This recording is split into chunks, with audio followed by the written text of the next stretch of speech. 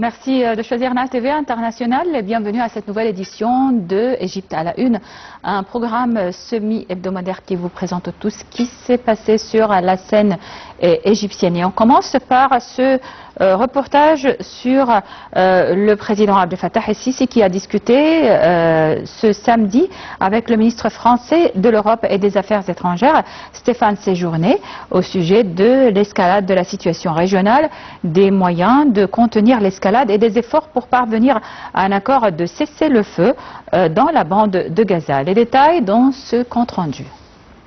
Le président Abdel Fattah el-Sisi a accueilli ce samedi 17 août le ministre français des Affaires étrangères Stéphane Séjourné pour examiner les moyens de réduire l'escalade dans la région ainsi que les efforts pour mettre fin à la guerre dans la bande de Gaza. Le président a assuré que la poursuite de la guerre dans l'enclave palestinienne entraîne la région dans un cercle vicieux et dangereux d'instabilité. Il a souligné que la communauté internationale doit assumer sa responsabilité nécessaire pour réduire l'escalade et traiter le conflit par la création de l'État palestinien et la mise en œuvre de la solution à deux États. Dans ce contexte, Stéphane Séjourné a salué le rôle essentiel joué par l'Égypte dans la médiation conjointe avec le Qatar et les États-Unis en vue de parvenir à un accord pour un cessez-le-feu dans la bande de Gaza et l'échange des otages. Séjourné a exprimé son accord avec la position de l'Égypte, confirmant le soutien total de son pays à ses efforts et son engagement à poursuivre ses actions intensives visant à mettre fin à la situation de tension régionale actuelle. Le porte-parole de la présidence a ajouté que la rencontre a également porté sur la confirmation de la solidité et de la profondeur du partenariat stratégique entre l'Égypte et la France, ainsi que sur le travail conjoint pour développer et approfondir les cadres de coopération bilatérale dans divers domaines dans le but de servir les intérêts des deux peuples amis. Au Caire, plus tôt samedi, le chef de la diplomatie française s'est entretenu avec son homologue égyptien, Badr Abdelhadi. Ils ont ensuite tenu une conférence de presse pour examiner la situation à Gaza et ses conséquences catastrophiques. Le ministre français qui conclut une tournée au Proche-Orient par son escale en Égypte a aussi discuté avec son homologue égyptien des moyens de contenir l'escalade dans la région où les tensions sont exacerbées par la poursuite de la guerre à Gaza. Cette visite s'inscrit dans le cadre des efforts diplomatiques visant à prévenir une extension régionale du conflit à Gaza, alors que pèse notamment la menace d'une action militaire iranienne contre Israël. Alors, on passe à une autre discussion, une autre rencontre entre le président Abdel Fattah el-Sisi et son homologue somalien. En fait, l'Égypte et la Somalie ont franchi une nouvelle étape dans leur coopération en signant un accord de défense majeur mercredi lors d'une rencontre au Caire. Le président Abdel Fattah el-Sisi et le président somalien Hassan Sheikh Mahmoud ont discuté de la lutte contre le terrorisme et de la sécurité en Somalie. Les détails avec Dalia Karam. Le président Abdel Fattah el-Sisi a reçu mercredi 14 août son homologue somalien Hassan Sheikh Mahmoud en visite officielle de plusieurs jours en Égypte. Les deux présidents ont exprimé leur volonté de renforcer leur coopération dans divers domaines. Le président el-Sisi et son homologue somalien ont signé un protocole de coopération militaire entre les deux pays. Les deux présidents ont tenu ensuite une conférence de presse conjointe. Le président el-Sisi a réaffirmé la position de l'Égypte en faveur de l'unité et de la souveraineté de la Somalie sur son territoire, rejetant toute ingérence dans ses affaires intérieures.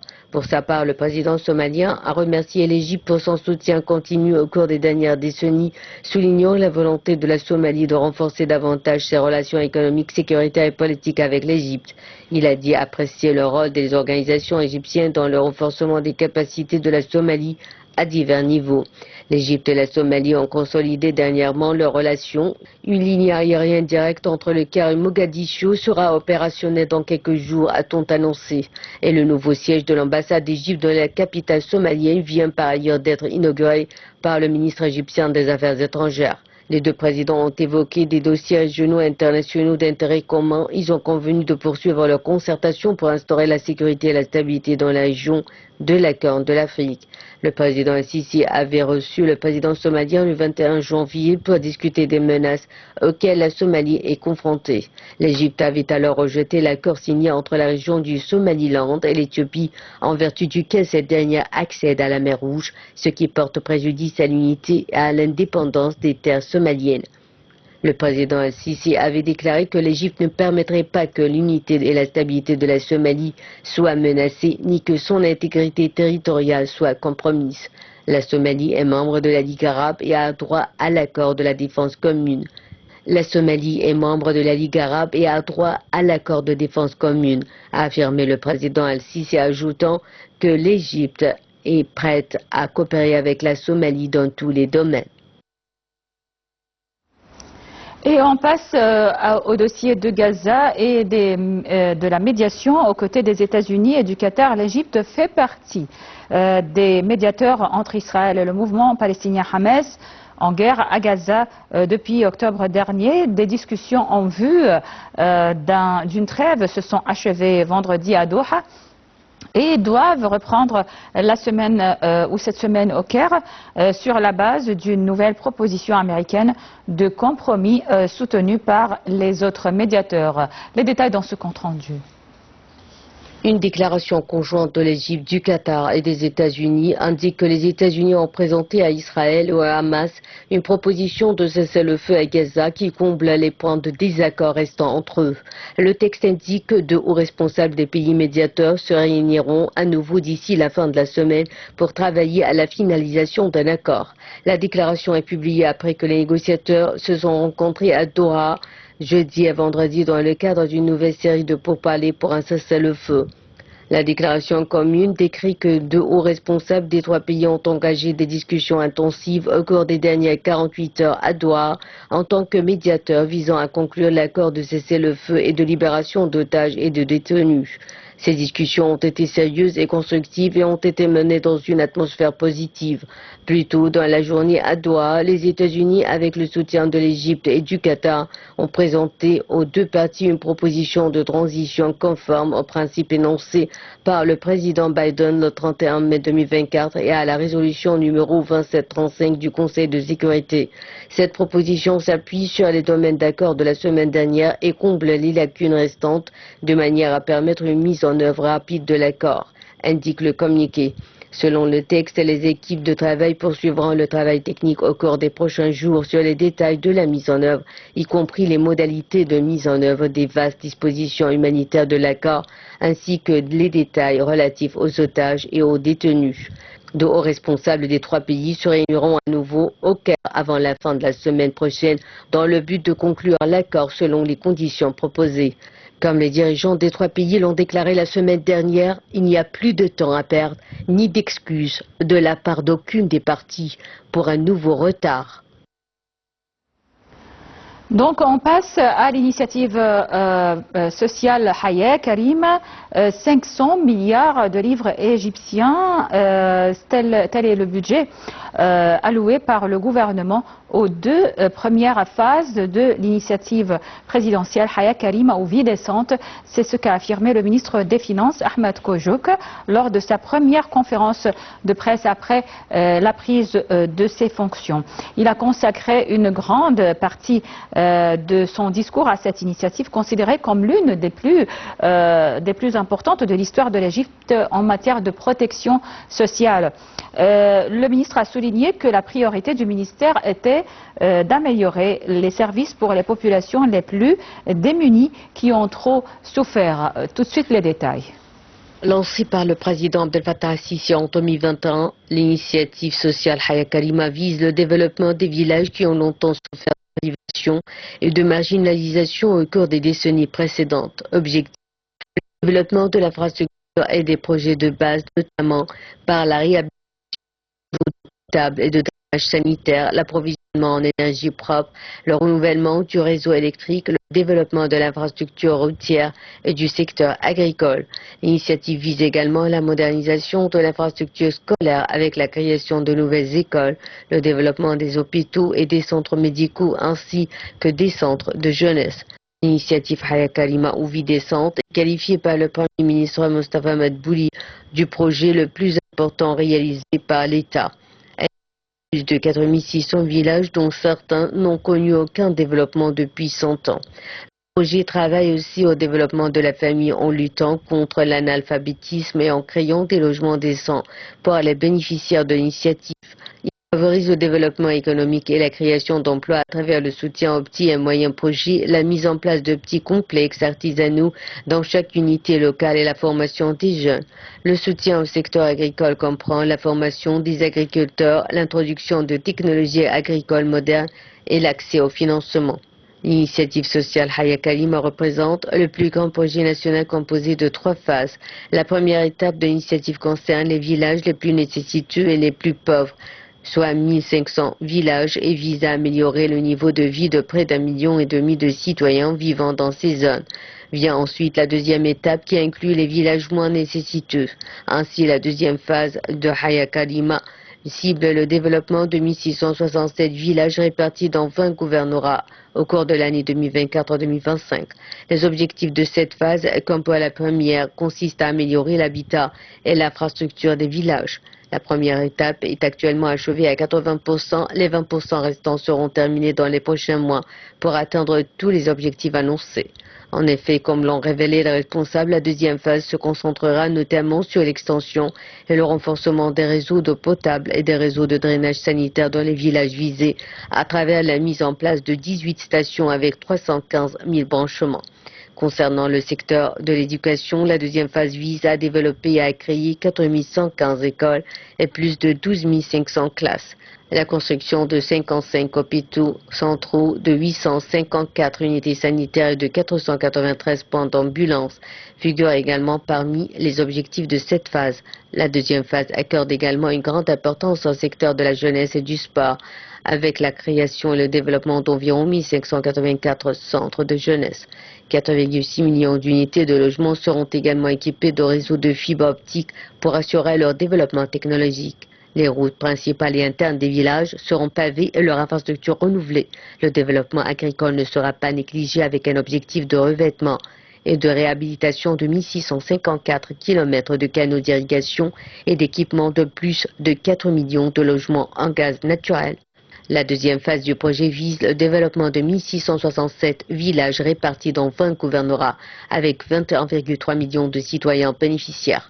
Le coût de la première et la deuxième phase s'élève à 500 milliards de livres égyptiennes. Le coût total de ce projet est estimé à 1000 milliards de livres égyptiennes, représentant le plus grand projet national de développement des villages égyptiens. L'Égypte a signé 2 accords d'énergie renouvelable d'une capacité de 200 MW. Les 2 accords consistent à construire une centrale électrique éolienne de 200 MW dans la région du golfe de Suez avec la compagnie émirati Masdar et Infinity Power Holdings. L'objectif étant d'augmenter les efforts de l'Égypte pour booster le secteur d'énergie renouvelable. Le Premier ministre Mustafa Madbouly a assisté samedi 17 août au siège du gouvernement dans la nouvelle ville d'El Alamein à la signature de 2 accords pour la construction d'une centrale éolienne d'une capacité de 200 MW dans la région du golfe de Suez.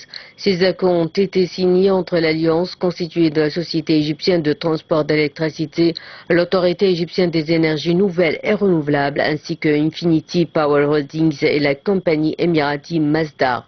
La signature de 2 accords s'inscrit dans le cadre de la stratégie nationale visant à optimiser le rôle des énergies nouvelles et renouvelables dans le mix énergétique ainsi qu'à booster le rôle du secteur privé dans la construction de centrales et la production d'énergie solaire et éolienne, a affirmé le Premier ministre. Selon ces 2 accords, l'Alliance développera et financera le projet qui débutera en octobre 2026. Ce projet contribuera à augmenter la part des énergies renouvelables dans le mix énergétique et il va renforcer les efforts de l'État pour atteindre ses objectifs en matière d'énergie renouvelable, a affirmé les responsables. Ce projet vise à aider le pays à bénéficier des ressources naturelles disponibles, réduire l'utilisation des combustibles fossiles et par conséquent diminuer les émissions de carbone. En plus, le projet contribuera à la création de nombreuses opportunités d'emploi directs et indirects pendant la période de construction et d'exploitation, a annoncé Mahmoud Asmat, ministre de l'électricité et des énergies renouvelables. Il a ajouté que le projet assure la capacité d'énergie renouvelable en Égypte à attirer des investissements étrangers directs en précisant le rôle des institutions nationales égyptiennes dans la création d'un climat d'investissement à faible risque et dans la promotion d'une interaction positive avec les institutions de financement et les partenaires de développement.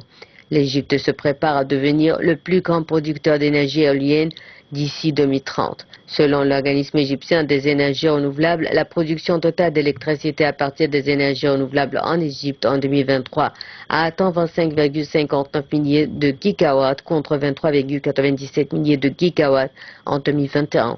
En première position vient l'énergie hydraulique suivie de l'éolienne qui a atteint une capacité de production de 6,1 milliers de gigawatts en 2022 contre 5,39 milliers de gigawatts en 2021.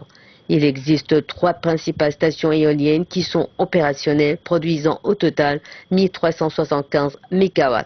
Al-Zafarana avec 545 MW, Gabal el-Zit avec 580 MW et la station privée du Golfe de Suez qui produit 250 MW. Le Premier ministre a indiqué en juillet dernier que la coopération avec les Émirats arabes unis vise à rajouter 4 gigawatts d'énergie renouvelable au réseau électrique d'ici l'été prochain. L'Égypte et les Émirats arabes unis se sont mis d'accord sur un plan de travail ambitieux visant à connecter la plus grande quantité possible d'énergie renouvelable au réseau électrique et à l'utiliser dans les industries. Donc, on va parler tourisme et cette nouvelle campagne de promotion du tourisme en Égypte sur le marché arabe qui s'appelle donc Egypt Alive 365. Le ministère du Tourisme et des Antiquités a lancé une campagne de 2 mois sous le slogan Égypte animée 365 pour promouvoir les attractions touristiques égyptiennes sur le marché arabe pendant la saison estivale actuelle. Le contenu promotionnel de la campagne présente diverses destinations touristiques égyptiennes comme dynamiques et pleines de vie, offrant un large éventail d'activités agréables et visant à attirer un large éventail de touristes des pays arabes. Voici les détails. Le ministère du Tourisme et des Antiquités a récemment lancé une nouvelle campagne de 2 mois intitulée l'Égypte animée 365 qui a pour objectif de présenter les œuvres de l'Égypte au marché arabe, principalement pendant la saison estivale. L'objectif principal de cette campagne est d'attirer davantage de touristes dans le pays. Selon Amr El-Qadi, PDG de l'autorité égyptienne du tourisme, les supports marketing de la campagne proposent une gamme diversifiée d'attractions touristiques, des destinations dynamiques regorgeant d'une pléthore d'activités dont les touristes peuvent profiter. Le contenu promotionnel de la campagne est présenté sur les principales plateformes numériques des pays arabes. La stratégie marketing consiste à exploiter le système de réservation électronique avancé Ouigo. Cette plateforme de recherche et de réservation largement reconnue au Moyen-Orient vise à renforcer les réservations directes d'attractions touristiques en Égypte parmi les voyageurs arabes pendant la saison estivale.